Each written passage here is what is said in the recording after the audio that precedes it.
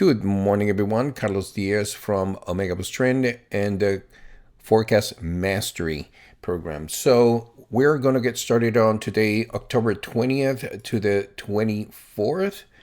Forecast technical analysis prediction for the futures market. I'm going to be focusing on the main two, Nasdaq and ES for you guys, and I'm going to go straight to the point, right? So the massive sell-off on the couple of days before, given for the fact of the news report and the tweet that our president basically provided, moving the market outside of the scope of the balance itself. And then also understand that we had the non-farm payroll last week that also moved the needle heavily. So that is when we see this type of movement, this is what we called basically off balance movement in the price analysis or structure, where the market tends to move and gravitates outside of the scope of their movement. So basically they become off balance, and basically they need to come back and revert to the mean, or basically come back into or revert back into the normal state. I'm not going to go into the in-depth. If you want to know a little bit more about how we were able to predict or forecast those kind of movements, check on the videos below.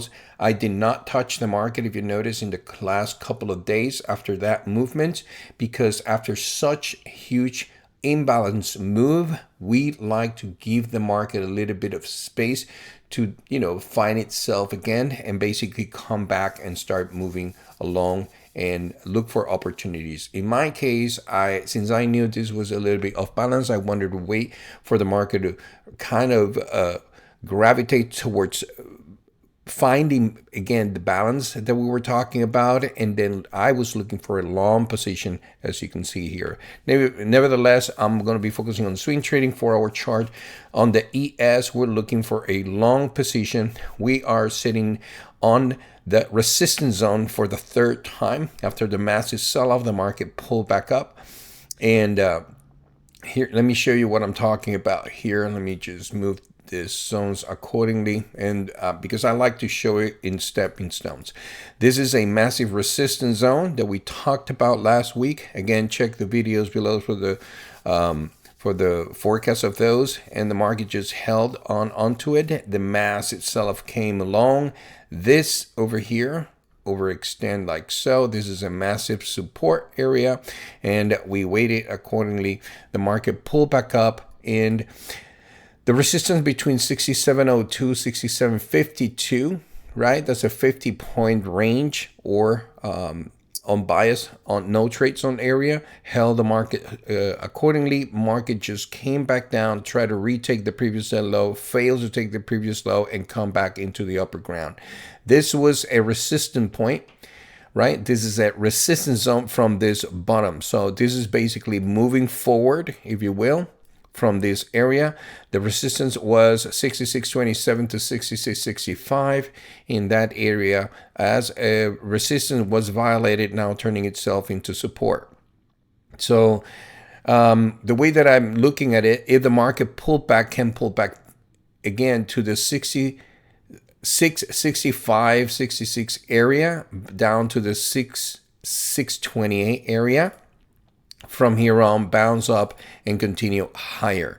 This is kind of in a nutshell. If the market soften again back into the pullback, that's exactly what we're expecting, to continue higher.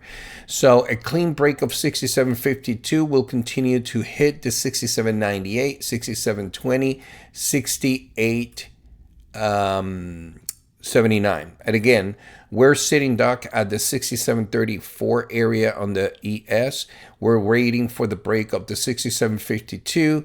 That will provide us with the 67.98, 68.20, and 68.79 area to the upper ground. Okay, so this is in a nutshell the outlook that we're looking for. Now, rest assured, we're sitting, Doc, on the resistance zone area. This is not going to go without a fight. So again, we're expecting a little bit of a turbulence, moving back again, possibly to the previous day close, which is at the 67.02.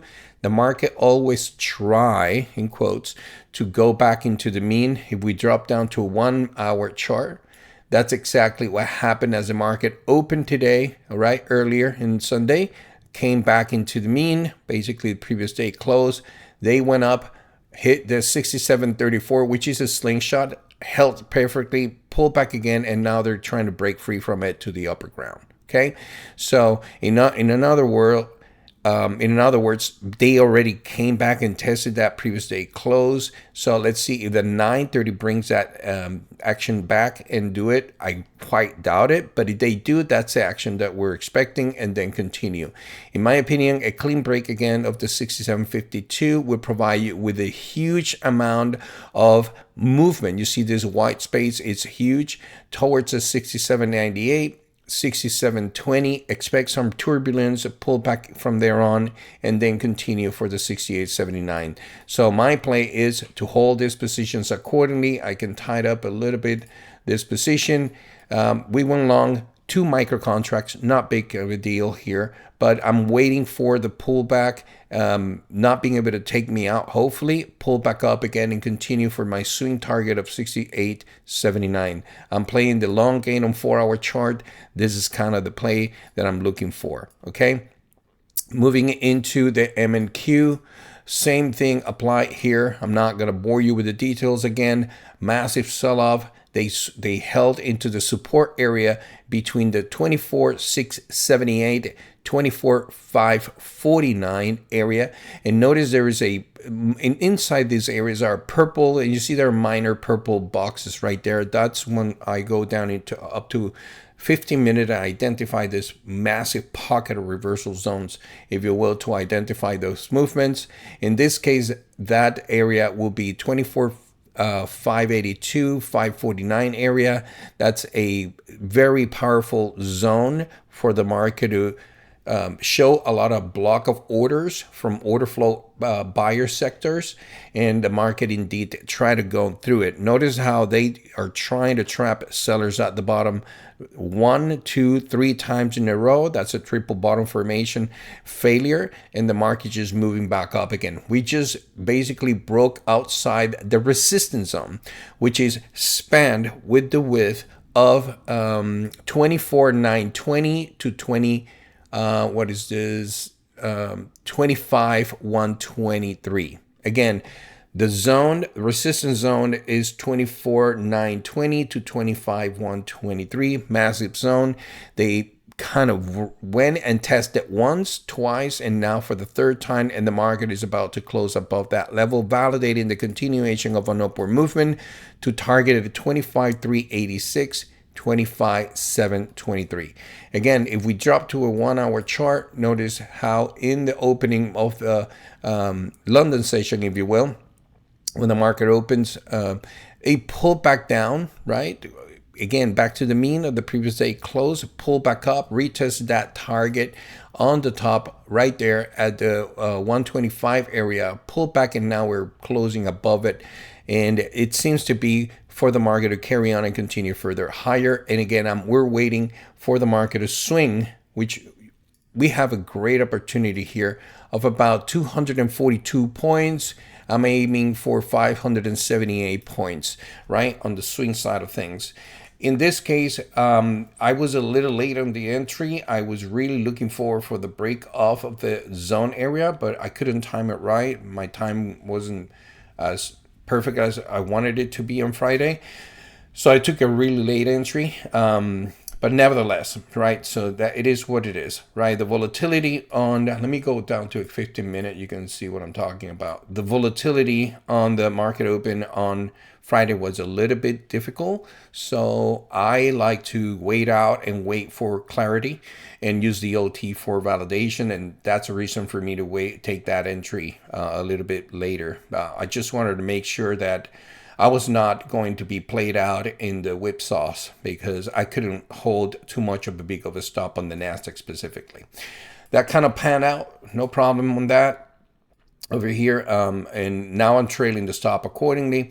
We were, holding 4 contracts. As soon as I saw one of the targets, I basically in this case was the 24,920.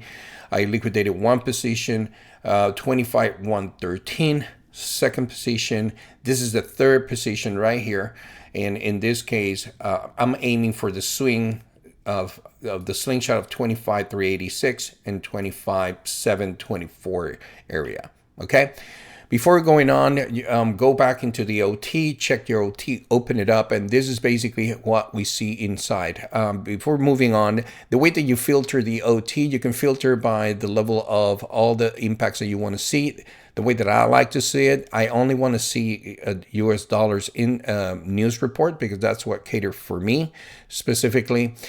You can add euro and you can add GBP if you want, right? It's up to you. But basically, the dollar with all, instead of none, you click all and then in here, click US dollars and basically just click finish and set, and it's just going to show you the high impact reports.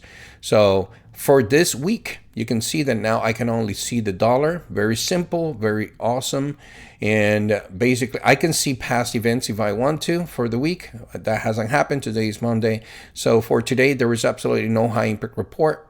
So FOMC speaking tomorrow, crude oil inventory on Wednesday as usual. And then Thursday, we have a medium impact report. And then on Friday is when we have the majority of the high. But by then, probably we're going to be already on our way. So there's nothing moving the needle today based on high impact report. This is basically purely market movement and expansion and contraction, which is perfectly aligned with what we expect. And I'm assuming that the market will provide us what we're looking for. If you notice, the VIX is massively negative. That indicates that the indices move higher. And basically, we're looking for long positions, buy setups only. In other words, wait for pullbacks for the market to continue further higher. Depending on the style of trading that you play, just use your wits and techniques, waiting for your settings to provide you long positions on the Nasdaq, on the ES, YM, Russell. Everything is absolutely green, even gold. That's beautiful, right? And go along with it. So in this instance, I can go into the MGC, and you can see here that I also have a position on gold, given the circumstances. Let me put my level right there, that this is what we're looking for. All right, for the sake of simplicity, I just provided you with the zone. And here is the zone at the 43.18 all the way to 43.47. That's the resistance zone on gold. We haven't broken outside of that scope yet. However, you see the bottom right here. That's a support zone. That's the one that I was playing out against it. Actually, this extends towards the slingshot. There you go. Let me see if I can fix this. And this one is purple. There you go. So this is what I call the power zone, which is again of 42.55 to 42.29, but including the slingshot 42.13. So the initial stop should be below that zone area or below the one at the bottom, right? So since we already broke above that level, we're going to move to break-even point. We already hit that level here. I'm going to liquidate two of the positions right there. There you go. And I am aiming for the slingshot as we see it in this case, so which is set at the a little bit below that 443 area, 444, a little bit below. It's the way that I like to put it, 1 point below, and that should suffice. There you go. So my worst case scenario is I still walk away with a little bit of money, and that again, I'm playing the long game at this point. Okay, so I am on a 1 hour chart, and look at the OT is fully aligned, vetted into the movement. All right, so a couple minutes are left into the opening. I wish you the very best of success. Let me know what you think, how you're using the OT. If you haven't signed up for it, just go and click and get your trial going. If you're missing out, basically, in the long run, you can scan the market and understand, excuse me, the state of the market. These are the stocks today. Apple is moving absolutely great. It's the one that it's just there, showing some decent movement. AMD, Meta, looking great. The other ones are unbiased. So there you go. It's just simple to identify. All right. So before I go on, MYM, Same applied on the MYM. So we got the power zone. Accordingly, I know some of you trade this ones. So there's a power zone right there. The market just broke outside that power zone. I was a little bit more of a hardcore entry at that point because I was trading it on a 15-minute chart, and I saw already intentions at that point. I mean, again, it's not a big deal given the circumstances, that the fact that it's a given, right? I don't like to show trades when I'm already in it because that doesn't make sense. But a clean break of 46,690 will trigger the 47,294. And you see this conglomerate of previous highs and lows. We're talking about a trifecta, which is exactly a 46,874. Let's just mark that right there. 46,876 will suffice. That is a target, next level target that we should be looking for on the MYM to the upper side. That is a point of control, if you will, for order flow traders, where the market most likely have to hit, come back, and continue. So again, clean break up outside of the 46,690 will trigger the 46,876 and 47,294, which is the one, by the way, that I'm going to be aiming for at this point. All right, and finally, Russell for M2K. I know that I haven't done any, but here's the zones. This, I didn't trade it. I couldn't trade all of them, unfortunately, for my limitations of capital. But this is kind of the massive zone at the bottom. You can see it right here. Actually, let me extend it. There you go. That's a massive support. You can see it. Support overlapping. This is a previous day close. The market came back, tested it, and now moving along of it. And let me see if I can find the next target. All right, and here we go. Market open. The next target is 2501, 2535, 2578, 2594. Massive support sitting at the 2448, 2426, and back into the close possibly could be the key. All right, so you got plenty of time. Don't worry, these are swing trading levels. So there you go. Let me know how this works for you. And please just comment below, click like, and subscribe to the channel if you haven't. Just learning the ropes of this, and it's all about you to help me out. If you watch this until the end, it means that you're a serious trader. I appreciate your time to watching this forecasting for you. With that being said, good luck with your trading, and I'll see you in the next video.